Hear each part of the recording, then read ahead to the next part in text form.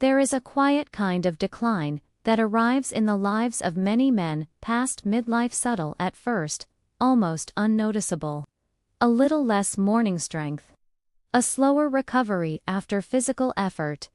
A hesitance where confidence once lived. These changes are usually blamed on age, hormones, or stress. Yet beneath the familiar explanations lies a far more primitive and overlooked cause: dehydration. Not the dramatic kind that leaves a man dizzy or fainting. Rather, a mild but persistent shortage of water within the bloodstream. A deficit so constant that the body slowly rewrites its priorities around it. Energy is rationed, circulation is throttled, vitality is reserved only for survival, not performance. Most men would not think of themselves as dehydrated. They drink coffee in the morning, perhaps tea in the afternoon, a few glasses of water here and there. They assume they are doing enough. Yet, the human body does not operate on assumption, it operates on volume, pressure, and resource allocation. When blood volume drops, even slightly, the body deploys its ancient hierarchy: the brain first, the heart second, the muscles third, and reproductive function last. In other words, a man may remain intelligent and conscious while his vitality fades quietly beneath the surface. Modern medicine often frames male decline in terms of testosterone, cardiovascular health, or prostate changes. But these complex outcomes are frequently worsened or even initiated by something profoundly simple: insufficient hydration over time. Blood is not merely a transport fluid. It is composed of more than 50% water, and its ability to deliver oxygen, nutrients, and pressure depends entirely on maintaining that volume. When water intake is inconsistent, the blood thickens, circulation slows, and the entire system shifts from performance mode to conservation mode. The change is not immediate. It is slow erosion rather than sudden loss. Historically, men were conditioned to endure. Soldiers marched across dry terrains with little concern for fluid balance. Farmers worked long hours under the sun without pause. Masculinity became associated with tolerating thirst rather than answering it. Even today, many men view hydration not as a biological necessity but as a secondary habit, something reserved for moments of visible exertion. Yet the male body does not distinguish between battlefield, fieldwork, or office chair. It follows the same physiological laws regardless of era. And those laws dictate that without adequate fluid, circulation suffers, and when circulation suffers, every marker of strength follows. What makes dehydration particularly insidious is that the sensation of thirst is a delayed signal. By the time the brain registers thirst, the body has already reduced plasma volume and activated hormonal mechanisms designed to conserve water rather than utilize it. This means that most men who feel fine are already operating below optimal hydration. Their circulation is already slower. Their energy is already capped. Their performance, whether mental, physical, or intimate, has already been downgraded without their consent. Consider how modern society interprets fatigue. A man feels sluggish in the afternoon and reaches for caffeine or sugar. He interprets the sensation as a lack of fuel. Yet often, it is not a shortage of calories but a shortage of blood flow. Cells that are underhydrated do not receive oxygen efficiently. Muscles that lack proper circulation tire quickly. The brain, which relies on fluid pressure to maintain alertness, lapses into fog. This is not weakness, it is fluid mechanics. A dehydrated engine cannot run at its designed capacity, no matter how expensive the fuel. In the realm of male performance, blood flow is everything.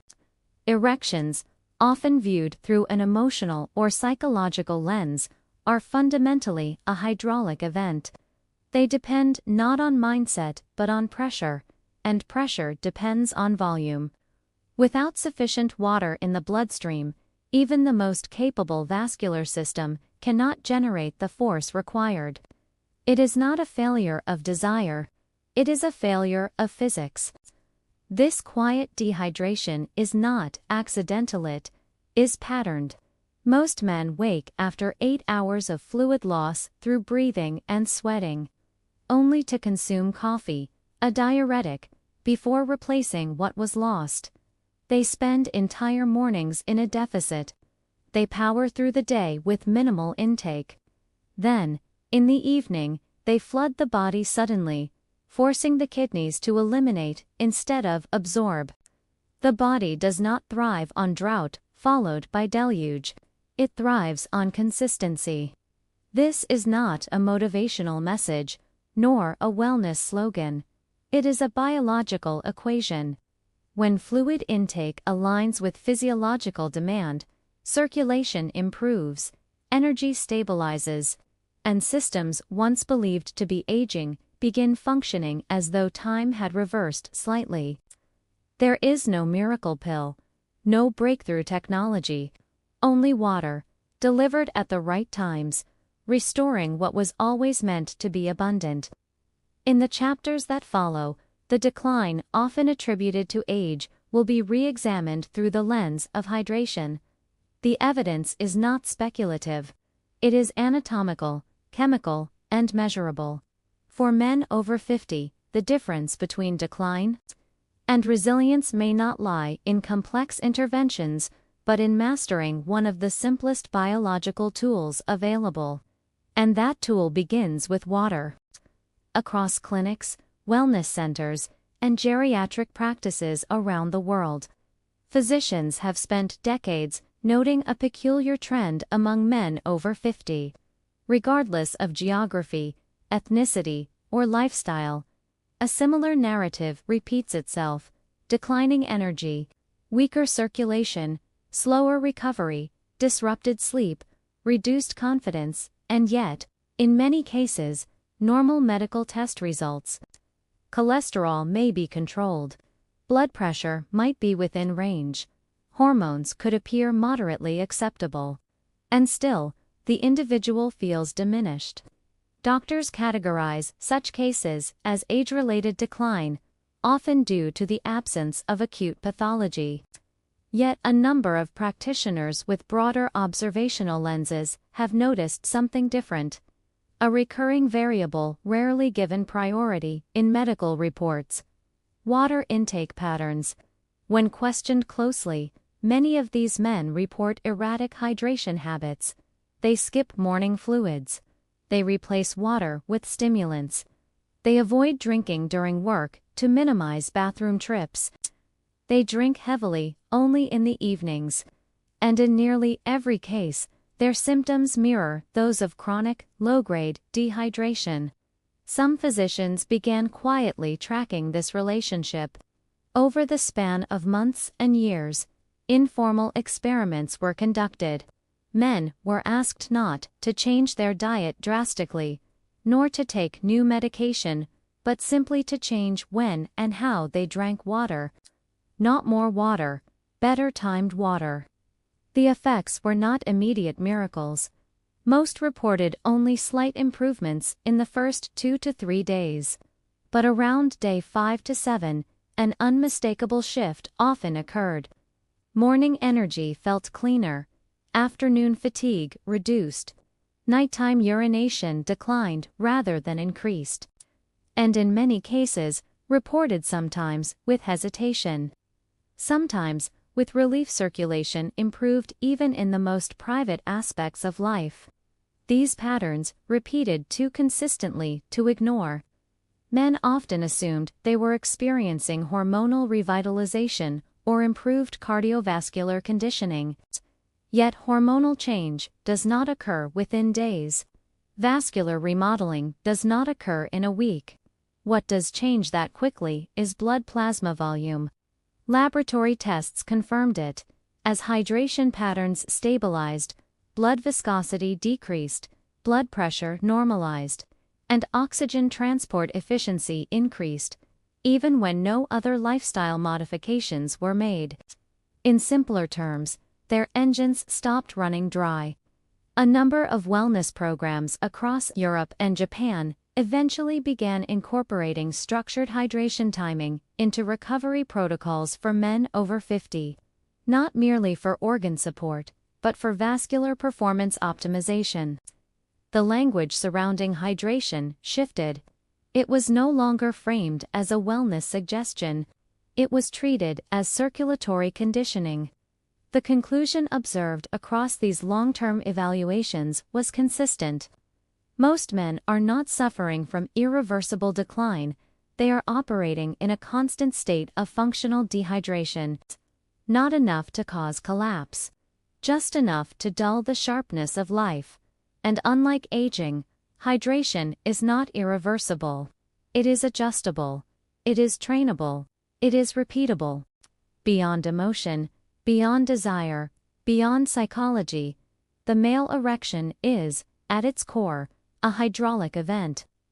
Modern conversation often cloaks it in language of confidence, attraction, or mental readiness, yet the biological machinery beneath it is far more mechanical than most realize. To function properly, an erection does not request motivation. It requires pressure. The penis is not a muscle. It does not flex into rigidity. Instead, it relies on blood being forcefully directed into two sponge-like chambers, tetrapora cavernosa, which expand and trap the incoming flow to create firmness. In engineering terms, it is comparable to a pressurized chamber with inlet valves, expandable walls, and an outflow restriction system. When circulation is optimal, the process is instantaneous. The arterial system redirects blood with speed. The internal chambers fill. Venous return is temporarily sealed, and rigidity is established. When circulation is compromised, the system hesitates. Blood arrives slowly. Expansion is incomplete. Pressure fails to reach the required threshold. The result is not psychological uncertainty, it is mechanical underperformance. To understand how hydration affects this system, one must first examine blood itself. Thickened blood, the result of low plasma water content, moves sluggishly through narrow vessels. Its pressure response is weaker, requiring greater cardiac force to achieve similar flow levels. Think of pumping honey through a hose instead of water. The heart may work harder, but the output does not increase proportionally. And when the goal is sudden redirection of blood to a targeted region, viscosity becomes the primary obstacle. Furthermore, when hydration is insufficient, the body prioritizes essential organs over reproductive function. This is a survival algorithm inherited from early evolution. The brain, heart, and kidneys receive first access to available blood flow. The reproductive system, critical for species continuation but non-essential for individual survival, is placed at the bottom of the priority ladder. In moments of deficit, performance is not blocked, it is deprioritized. Many men interpret this deprioritization as loss of masculinity or emotional disconnect. In truth, it is resource management. A man cannot expect hydraulic excellence when operating on restricted fluid supply. Scientific imaging of microvascular activity during erectile response confirms this hydraulic dependency. In controlled studies, men with adequate hydration levels exhibit faster arterial dilation and greater cavernosal tissue saturation within minutes of stimulation. Men tested under dehydrated conditions show diminished expansion and shorter duration of retention, regardless of hormone levels or libido. This eliminates a common misconception. Testosterone alone does not produce a strong erection. Testosterone may stimulate desire, but blood volume delivers performance. The distinction is critical. Hormones initiate. Hydraulics execute. Just as a well-designed dam cannot function without sufficient water pressure, the male circulatory system cannot deliver peak performance if plasma volume is lacking. No amount of mental focus, emotional reassurance, or external stimulation can override basic fluid mechanics. One can calm thoughts, boost confidence, or increase motivation, but no man can will pressure into vessels that lack volume. From this perspective, erectile decline after 50 is not mysterious. It is predictable. As hydration habits deteriorate, as blood viscosity increases, as vascular elasticity diminishes, hydraulic performance fades. Not all at once, but in fractions, slower response, weaker firmness, shorter duration. Reversing this decline does not always require pharmaceuticals. It requires restoring pressure through consistent fluid intake at biologically strategic moments. Which leads to a crucial question. If the system is hydraulic, why do most men begin their day already below operational volume? The answer lies not in anatomy, but in habit. Before a single decision is made, before a word is spoken, before the first thought fully settles, the male body awakens in a state of deficit. During sleep, the body performs essential maintenance, filtering waste through the kidneys, adjusting electrolyte balance, regulating temperature through perspiration and respiration. In this silent process, roughly 500 to 800 milliliters of water are lost, without a single drop being replaced. By sunrise, circulation is already operating below optimal volume. Yet instead of correcting this, most men unknowingly deepen the deficit. The first action of the day is often not rehydration, but stimulation, a cup of coffee, a dose of tea, or for many, nothing at all. Coffee is not the enemy. But when it becomes the first substance entering the system after 7 or 8 hours of dehydration, it functions less as fuel and more as a withdrawal accelerant, containing mild diuretic compounds. It stimulates the kidneys to release even more fluid, forcing the body to push out water it cannot afford to lose. The result: circulation begins the day operating at a disadvantage. The heart works harder to move thicker blood. Peripheral tissues receive less supply. Cognitive function sharpens temporarily from caffeine's stimulation, but the underlying hydraulics remain impaired. Worse still is the habit of eating before drinking. Digestion requires hydration to process nutrients and transport them efficiently. When the body is dehydrated at breakfast, the little fluid remaining is diverted toward digestion, leaving circulation further deprived. It is a misallocation of resources, an internal scramble between systems competing for inadequate supply. Some attempt to compensate later in the day. Large water intake at lunch or in the evening may feel corrective, yet it does not reverse the morning disadvantage. The body responds poorly to sudden flooding after prolonged drought. Steady hydration supports function. Sporadic hydration forces recovery. For men over 50, this mismanagement becomes more pronounced. Kidneys lose efficiency with age. Blood vessels stiffen. Hormonal signaling weakens. What a younger body can endure temporarily, an older system reacts to immediately. Morning fatigue, midday energy crashes, and diminished evening circulation are not mysteries. They are logical outcomes of an underhydrated engine trying to operate at full speed. The tragedy is not in the mistake, it is in its simplicity. A single glass of water within the first 20 minutes of waking can reset circulation, restore plasma volume, and prime vascular pressure for the day ahead. Yet, in most households, caffeine receives priority over circulation. The question is not whether men know hydration is important. They do. The real question is, Why is the most essential biological need consistently delayed? The answer lies in routine design. Most hydration patterns are not built with awareness, they are inherited habits, passed silently through decades, never examined, never questioned, but routine can be rebuilt. And the correction begins not with quantity but with timing, across generations and cultures. One hydration pattern appears almost universally among men, a pattern not of scarcity alone, but of misdistribution. It is not merely insufficient intake that weakens the male circulatory system, but the timing of that intake. Most men unknowingly live in what can be described as the desert-tanned flood cycle. The day begins with dryness, a silent drought that stretches through the morning and continues into early afternoon. Hours pass with only minimal fluid intake, occasionally interrupted by caffeinated beverages or incidental hydration from meals.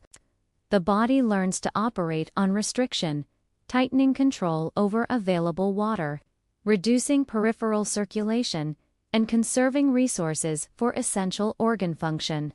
Then, often sometime after dusk, the pendulum swings in the opposite direction. Realizing their lack of intake, men attempt corrective action, 2, 3, sometimes 4 glasses of water consumed in rapid succession. The flood arrives. But it does not repair the day's deficit. Instead, it overwhelms the system. Blood volume rises too rapidly. Electrolytes dilute. The kidneys activate filtration to prevent imbalance. Within an hour, much of the intake is expelled. Circulation does not fully absorb the benefit. The bladder, now overfilled, disrupts sleep, forcing awakenings, fragmenting deep rest, reducing hormonal recovery. The cycle then repeats the following day, a dehydrated start, a coping phase of restricted circulation, and a compensatory surge that fails to provide sustained benefit. Men experiencing this cycle often describe midday lethargy that appears without warning, cold hands and feet, despite warm conditions, rapid fatigue during physical exertion, interrupted sleep caused by late-night urination. These symptoms are rarely attributed to hydration timing, yet timing is their common denominator. The body does not thrive on shocks. Biology is rhythmic. Blood pressure, heart rate, hormones, temperature, all operate on gradual oscillations. But water, the very carrier of these systems, is often administered irregularly, not as a rhythm, but as a reaction. This irregularity has deeper consequences than inconvenience. When hydration is concentrated in nighttime hours rather than daytime, the body misinterprets the signal. High intake before rest mimics rainfall before shelter, a primal condition suggesting external threat. The body responds by accelerating filtration, forcing urination, and preventing deep sleep, the very time when testosterone is produced. Tissue is repaired, and neural clarity is reset. Thus, what should be restorative becomes disruptive. No pharmaceutical intervention, no hormone therapy, no supplement can override a circadian system that is forced into nocturnal vigilance instead of nocturnal restoration. Yet the correction requires no technology, no prescription, only redistribution. Water must serve the body when the body is active, not when it is shutting down. Hydration must be fuel, not afterthought. The desert-tanned flood cycle is not a failure of intelligence. It is a failure of habit structure. Across history, humanity survived, not through abundance, but through limitation. Water, unlike shelter or food, was not always within reach. Migration routes depended on rivers. Settlements existed only near dependable springs. For millennia, dehydration was not a discomfort, it was a constant threat. In such an environment, the human body developed conservative strategies for water retention rather than proactive strategies for water intake. This evolutionary inheritance persists today. Modern physiology still treats water loss as an emergency, but it treats water intake as optional. The instinct to seek hydration, known as thirst signaling, engages only after measurable fluid deficit has already occurred. By the time thirst is consciously perceived, blood plasma has already decreased, circulation has already slowed, and cellular activity has already been forced into low-efficiency mode. In medical studies, mild dehydration, defined as just 1 to 2% loss of total body water, is sufficient to reduce cognitive processing speed, impair physical endurance, lower vascular responsiveness, and elevate cortisol, the body's stress hormone. Yet at this stage, most men report no sensation of thirst at all.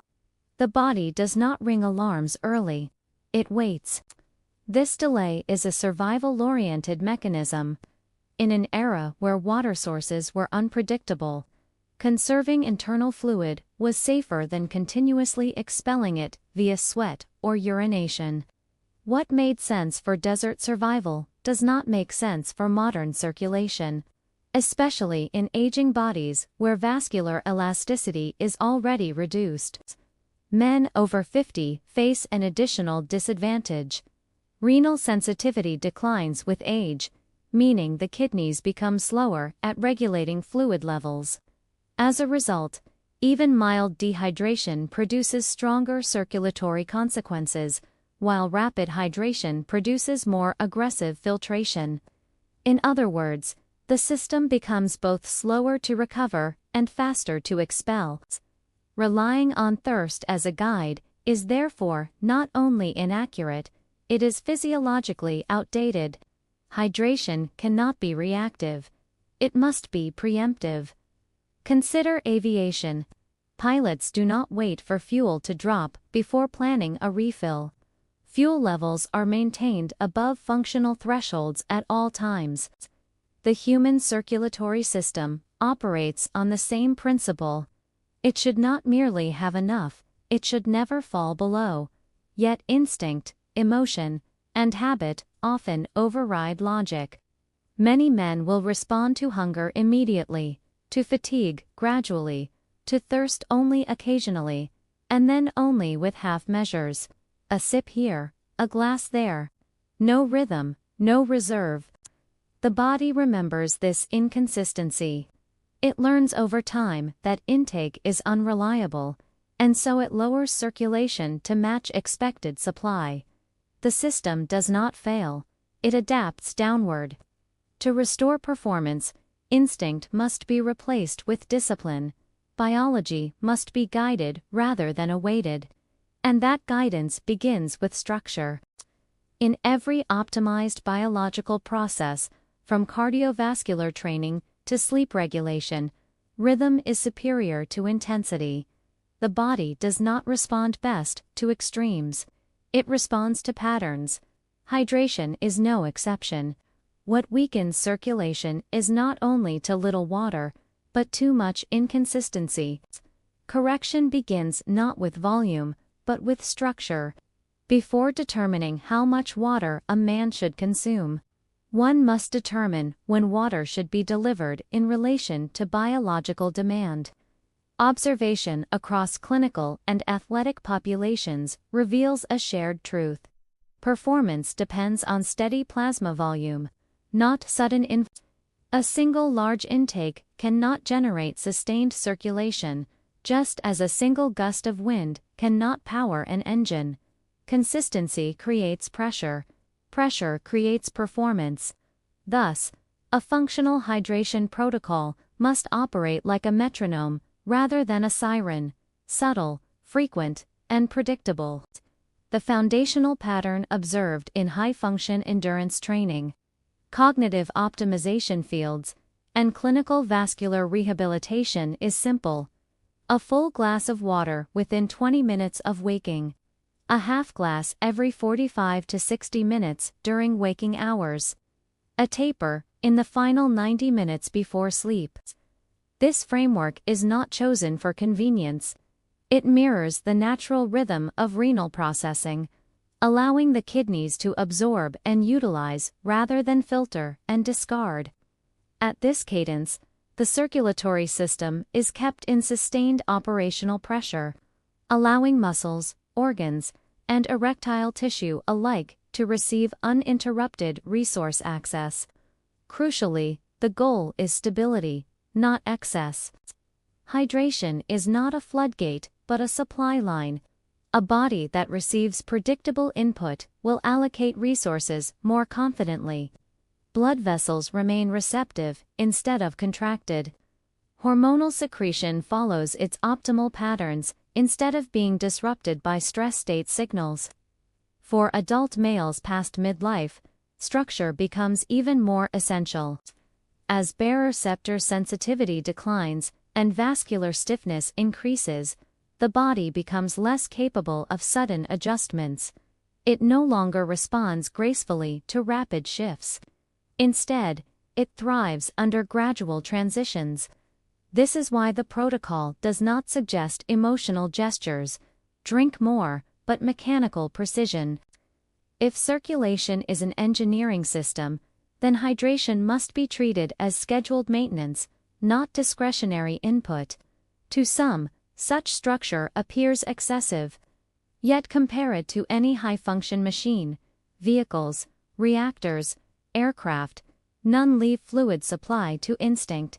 They operate on intervals, not feelings. Human biology performs best under the same discipline. Among all hours of the day, none exert greater influence on circulatory performance than the first 20 minutes after waking. In that brief interval, the body transitions from maintenance mode to operational mode, shifting from nocturnal conservation to daytime distribution. During sleep, heart rate slows, blood pressure lowers. Circulation is strategically redirected toward core organs for repair. Sweating, respiration, and renal filtration gradually extract water from plasma. By morning, the system remains partially dormant, awaiting instruction. The first input delivered to the body does more than satisfy immediate need. It sets physiological priority. If the initial act is stimulation without replenishment, such as caffeine intake, phone-induced stress response, or abrupt physical exertion, the nervous system interprets the environment as urgent rather than supportive. In this state, the sympathetic system, responsible for rapid engagement and survival readiness, activates. Before circulation has been restored, blood thickened from overnight dehydration is pushed into motion under stressed state command. The heart accelerates, but the medium it moves is resistant. The body is awake, but not prepared. By contrast, when water becomes the first input, the message delivered to the body's internal control systems is fundamentally different. Plasma volume replenishes. Osmotic balance adjusts. Hormonal signaling shifts from preservation to distribution. The brain interprets this as resource abundance, and thus permits broader circulation. Electrophysiological studies show that arterial compliance improves measurably within minutes of rehydration. Even before digestion or movement occur, capillaries in peripheral tissue, which remain constricted under low-volume conditions, begin to reopen. Muscles relax. Cognitive processing becomes lighter not because of stimulation, but because resistance has decreased. Interestingly, this replenishment does not require excess. 300 to 400 milliliters of water, approximately 1.5 standard cups, is sufficient to restore daytime circulation to operational baseline. Some variations include a trace of mineral salt to assist with electrolyte balance, or a squeeze of citrus to support nitric oxide preservation. But even without additives, the effect remains significant. What matters is not the enhancement, but the consistency. The first 20 minutes after waking function like the ignition phase of an engine. If fuel pressure is stabilized before acceleration, performance remains smooth throughout the journey. If acceleration is attempted before stabilization, the engine strains for the remainder of the drive. Hydration is not a task to be remembered, it is a sequence to be honored. And once the ignition has been properly initiated, maintenance, drinking, measured, rhythmic, and anticipatory, becomes far easier. In every hydraulic system, whether plumbing networks, irrigation channels, or cardiovascular circulation, efficiency is not determined by peak flow, but by pressure stability. Sudden surges strain the system. Long pauses weaken momentum. Optimal function lies not in intensity, but in continuity. The same principle governs the human vascular network. When large quantities of water are consumed in a single session, the digestive and renal systems initiate rapid processing. Electrolyte concentration is temporarily diluted, triggering a corrective response that accelerates filtration. Much of the intake exits the body before it has actively contributed to cellular hydration or plasma restoration. The body interprets this excess not as abundance, but as imbalance. Conversely, when modest quantities of water are ingested at steady intervals, roughly 100 to 150 milliliters every 45 to 60 minutes, the body responds differently. Renal absorption improves. Plasma volume increases predictably. Vascular tone, the baseline tension within blood vessel walls, remains consistently elevated rather than fluctuating between contraction and relaxation. Circulation, when supported in this manner, behaves less like a faucet being opened and closed, and more like a pressurized line maintaining constant delivery to essential endpoints. The advantages of steady pressure extend beyond mere hydration. Cognitive performance stabilizes not through stimulation, but through uninterrupted nutrient transport. Muscular efficiency improves as oxygen and metabolic substrates arrive without delay. Thermoregulation becomes smoother, reducing internal strain during heat exposure or exertion. Erectile responsiveness increases, not because desire rises, but because vascular readiness remains available. To further illustrate, consider a fire hose. It does not achieve power from intermittent bursts. It achieves force from continuous supply against resistance. The same is true of the cardiovascular system. Once pressure drops too low, recovery is slow. Once pressure is maintained, response becomes instantaneous. Biologically, hydration should not feel like an event. It should not rely on memory or mood. It must fade into rhythm, not as an obligation, but as a background mechanism, like breathing or blinking. Once stabilized, circulation ceases to oscillate between overextension and compensation. It enters flow state, not metaphorically, but physiologically.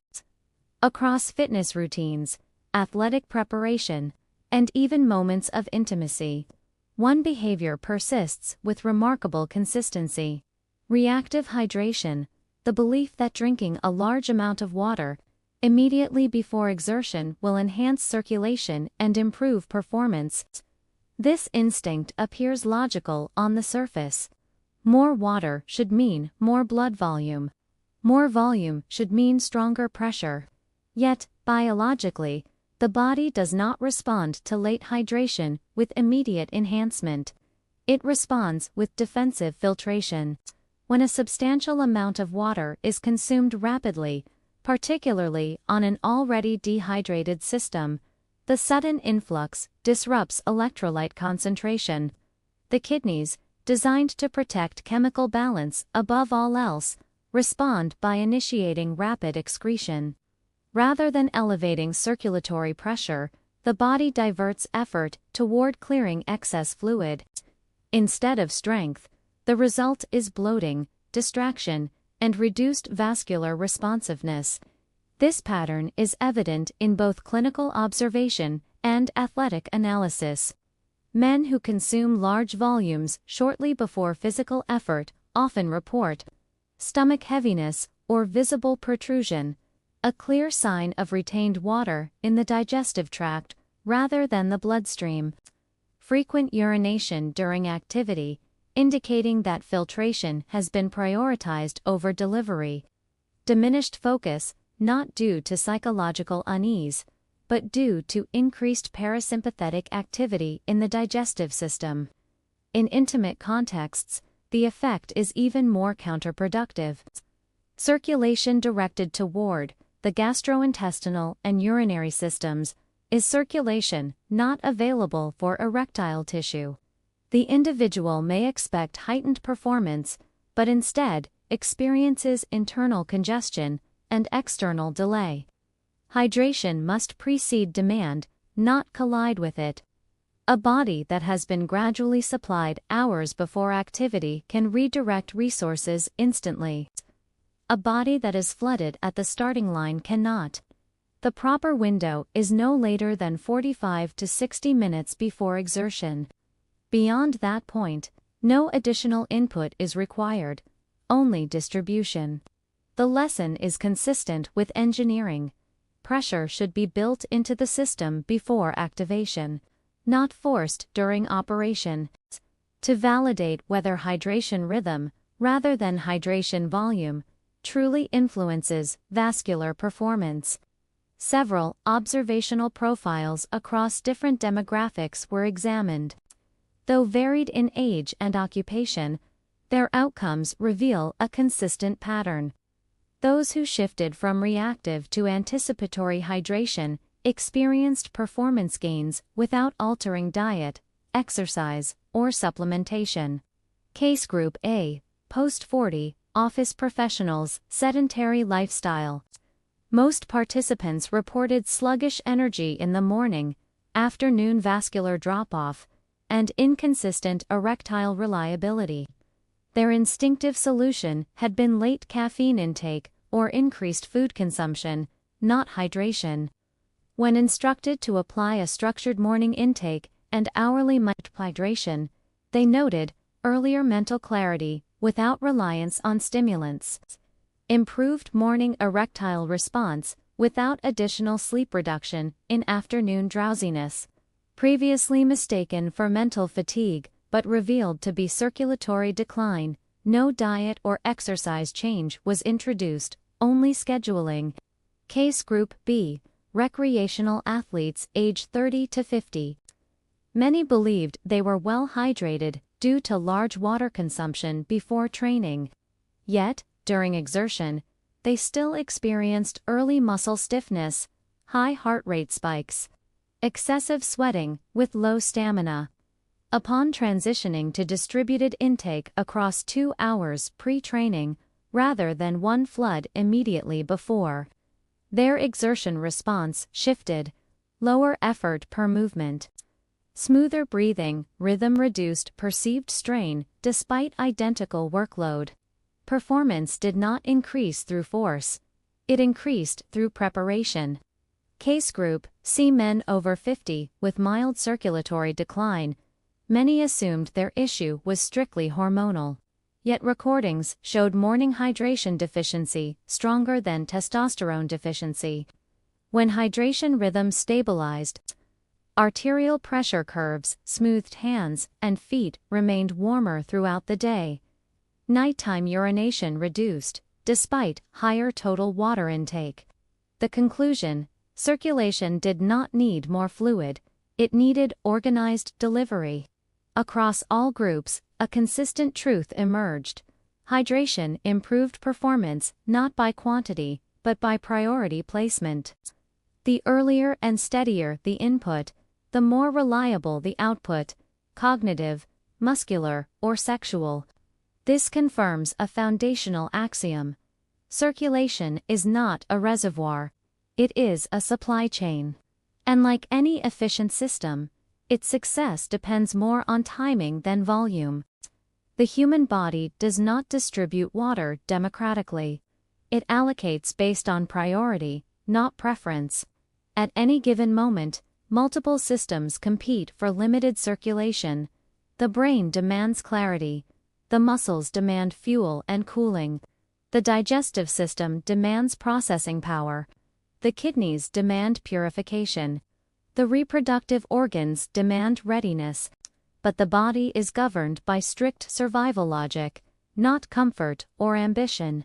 When multiple demands arise at once, it follows a fixed order of allocation: critical gives, functional gives. Optional priority tier systems included condition for receiving full-flow critical brain. Heart, lungs always maintained first unless extreme dehydration occurs. Functional muscles, kidneys, digestive tract, supplied only when critical systems are stable. Optional/performance-based skin thermoregulation. Reproductive organs granted access only when surplus is confirmed. This explains a recurring phenomenon. Even when a man drinks enough, his body still withholds blood flow from performance-based systems if supply timing forces competition. Example of internal conflict: a man drinks a large glass of water right before exertion, whether gym effort or sexual arousal.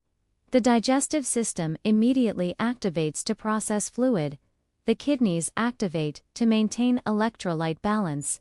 The brain interprets this as internal instability rather than readiness. Result: blood flow remains in neutral zones instead of directed zones. Circulation is present, but unfocused. Pressure exists, but is not assigned. Why timing removes competition when hydration is delivered before demand arises.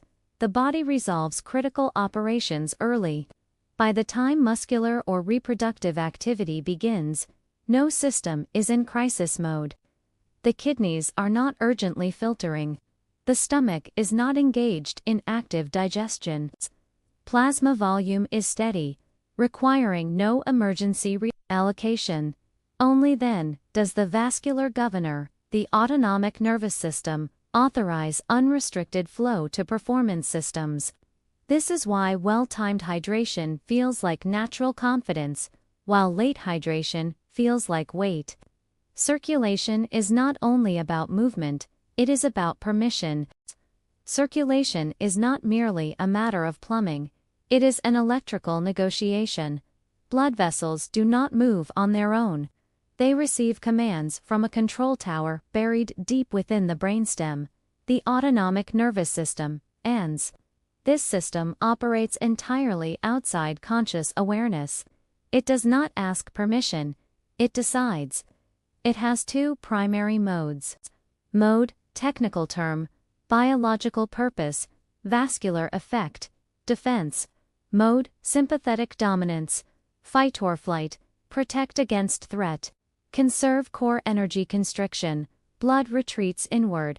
Non-essential systems shut down distribution mode, parasympathetic dominance, rest and repair recovery. Rebuilding, sexual readiness, digestion, dilation, blood opens to skin, muscles, reproductive organs. Most people assume hydration is a physical process, but it is also neurological. Erratic hydration, starvation, and flood pattern is interpreted by the ANS as environmental instability. Inconsistent blood volume signals scarcity. The ANS responds by locking circulation into defense mode, even if no threat exists. The body does not care about context, only pattern. To the conscious mind, skipping water is neglect. To the autonomic system, skipping water is drought.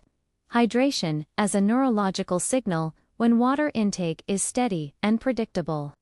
The ANS interprets it as territory stability, a sign that resources are constant, no immediate danger is present. The organism may safely divert energy toward growth and reproduction. Only under this signal does it unlock vascular expansion, granting rich circulation to heart first, muscles second, reproductive tissues last, But fully, this is why men who hydrate consistently report not just strength, but an unfamiliar calm, a confidence that arrives without adrenaline. They did not psych themselves up. Their nervous system simply stood down. A subtle but crucial distinction.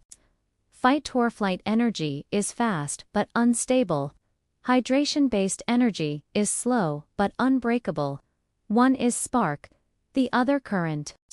The body is not defined by its current state, but by its repeated rhythms. It does not care what one intends, it only adapts to what is consistently done. For decades, many individuals unknowingly trained their autonomic nervous system into reactive survival mode, not through trauma or danger, but through irregular internal supply. When hydration comes in spikes rather than waves, the brain interprets the landscape as unpredictable. It prepares for scarcity, not abundance. But here is the hopeful revelation. The survival setting is reversible. The nervous system can be retrained. And one of the simplest tools for this reset is hydration rhythm. The concept of internal forecasting. The brain constantly predicts the environment based on input patterns, not just from light, temperature, or sound, but also from resource consistency inside the bloodstream. If hydration arrives at random intervals, the brain prepares for instability. If hydration arrives predictably, the brain prepares for distribution.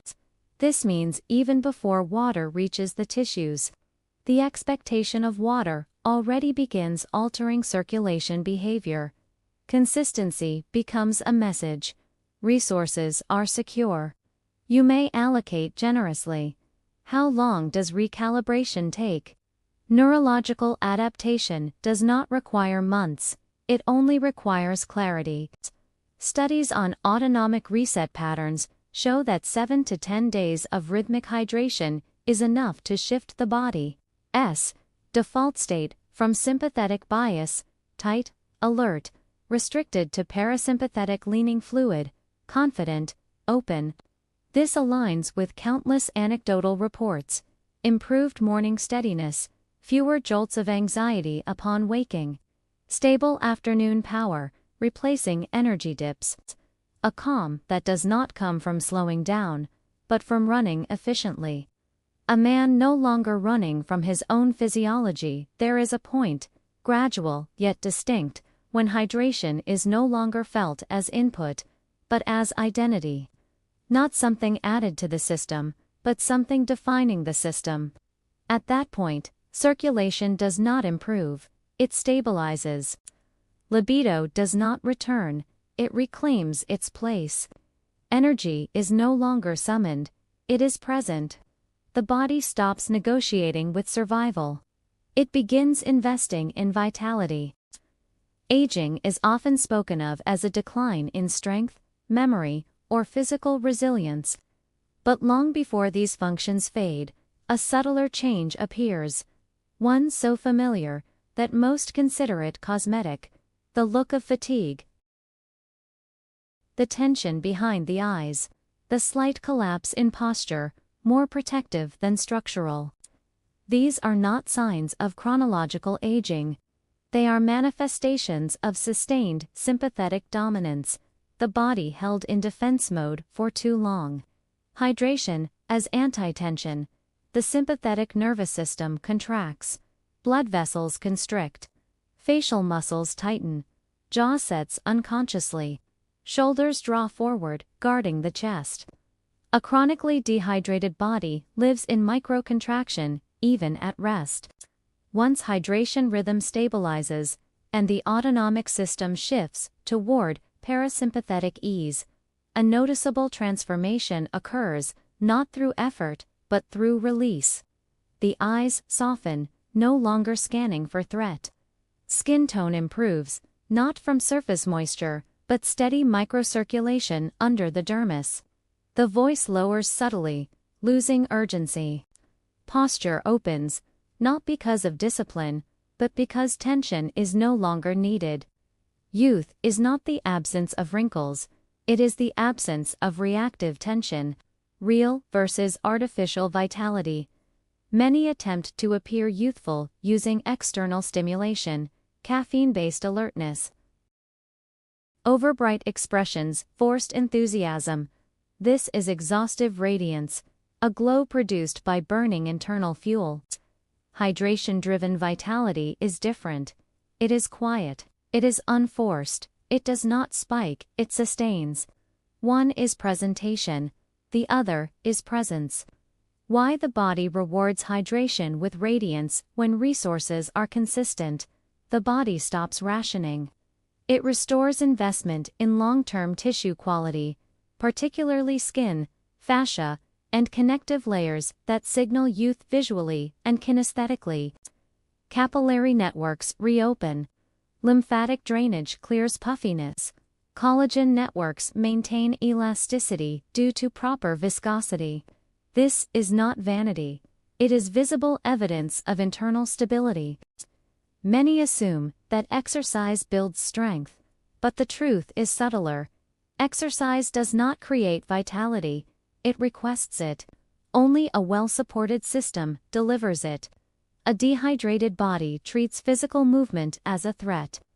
A hydrated body treats movement as opportunity.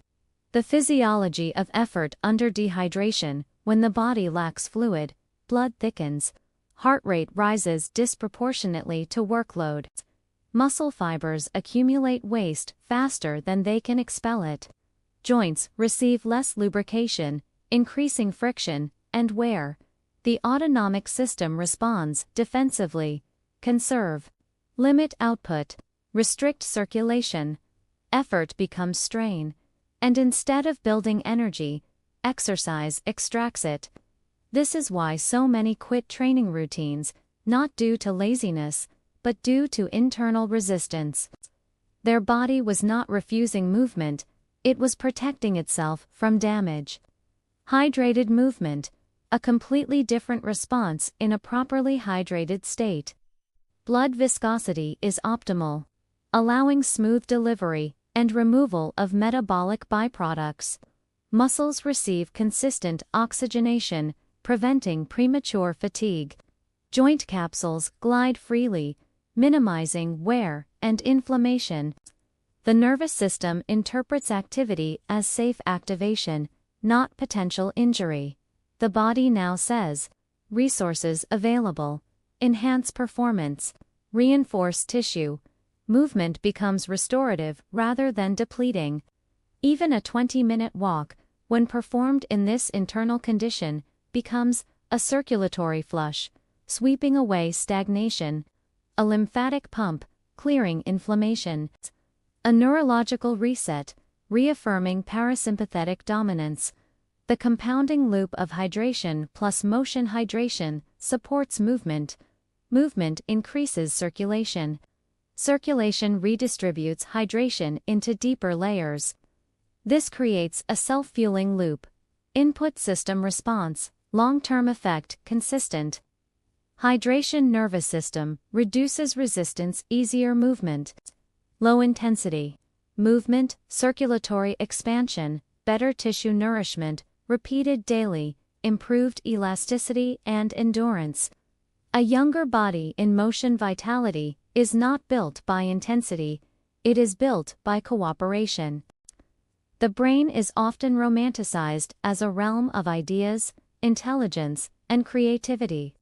But beneath that symbolism lies a simple biological truth. The brain is 75% water, and it behaves more like fluid mechanics than philosophy.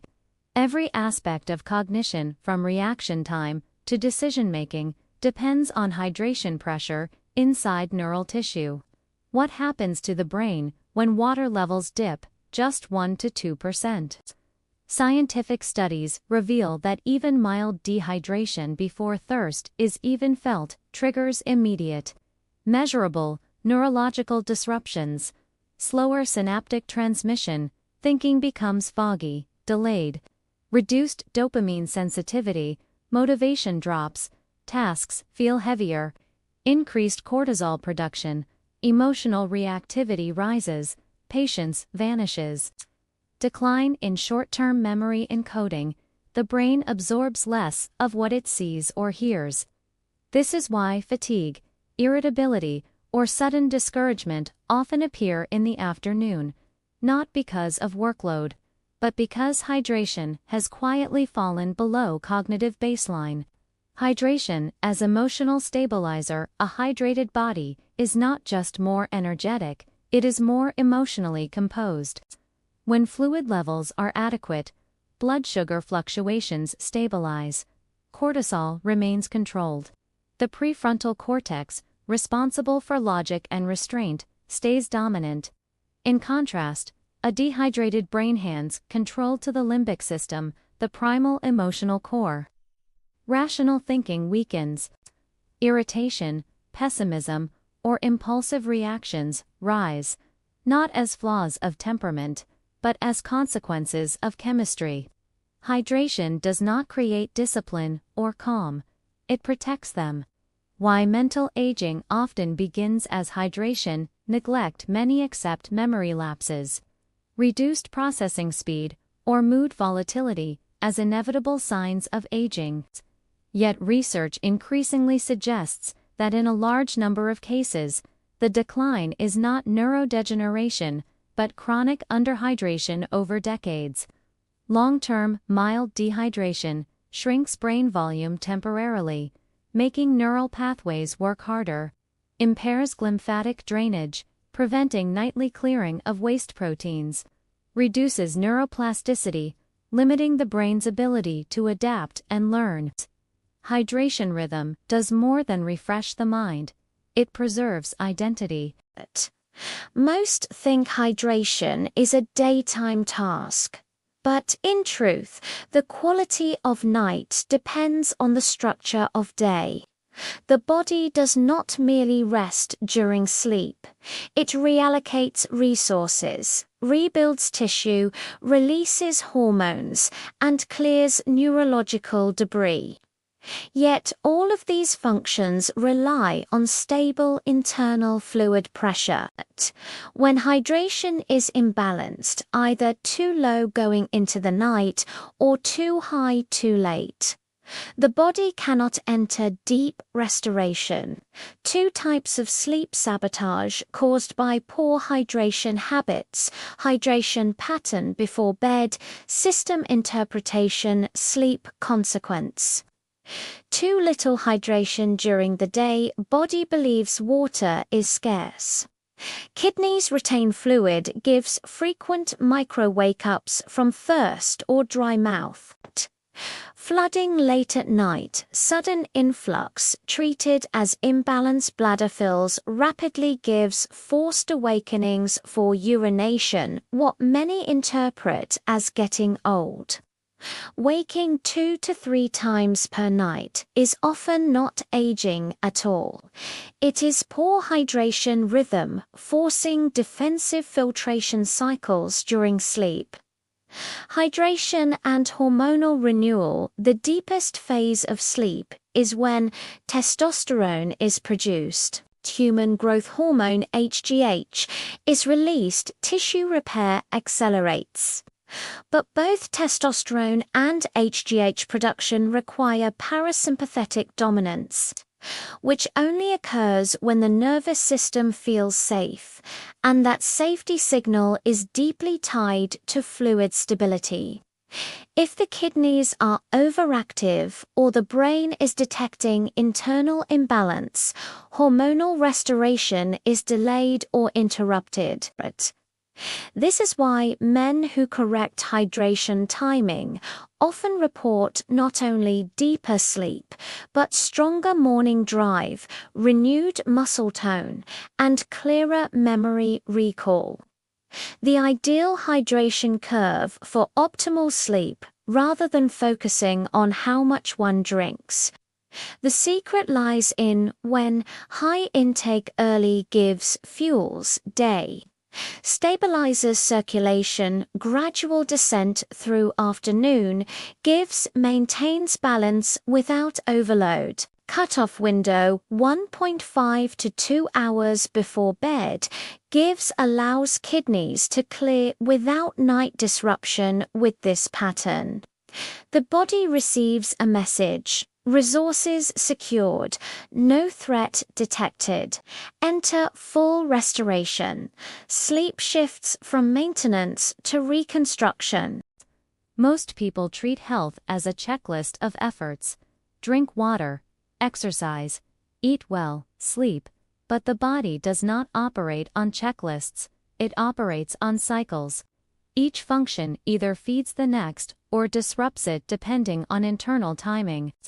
And among all the variables, hydration is the master synchronizer, the first domino in a chain reaction that determines whether the day becomes self-fueling or self-draining. The regenerative loop, when hydration is timed correctly, let us trace the cycle. Morning hydration gives circulation activation. Blood viscosity stabilizes, gives oxygen delivery, increases, gives inflammation, drains faster.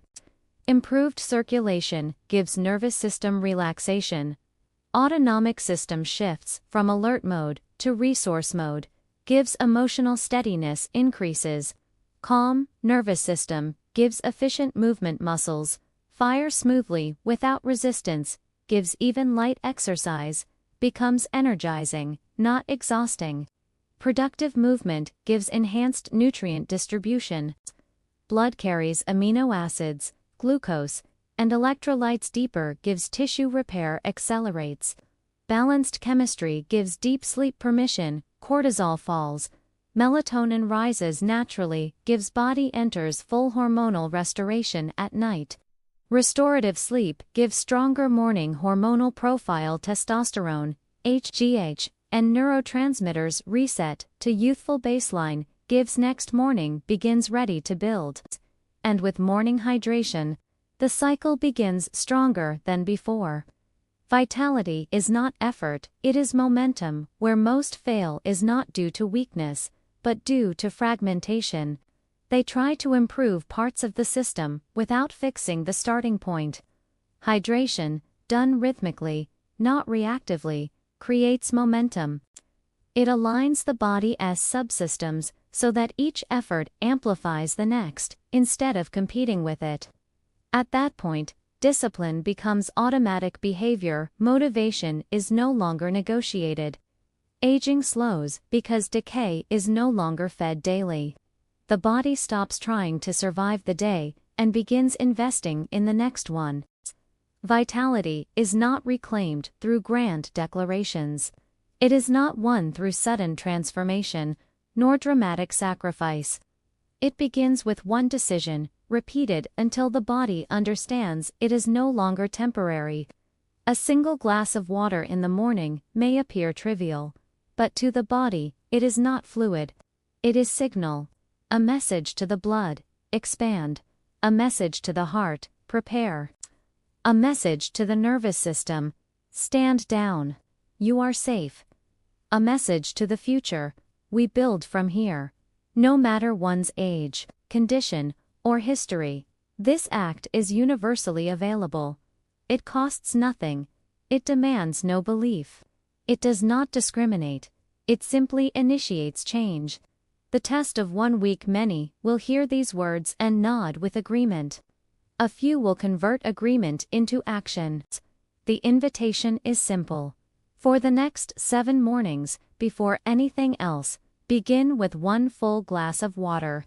Not sipped slowly as an afterthought, but taken with intention, as the first command of the day. Do not expect miracles. Expect momentum. Notice if your thoughts become clearer before noon. Notice if your shoulders sit lower without effort. Notice if sleep arrives with less resistance. Notice if strength meets you before you call for it. Your body is not your opponent. It is not asking for perfection. It is asking for consistency. Final reminder, this is not medical advice. Every body carries its own story.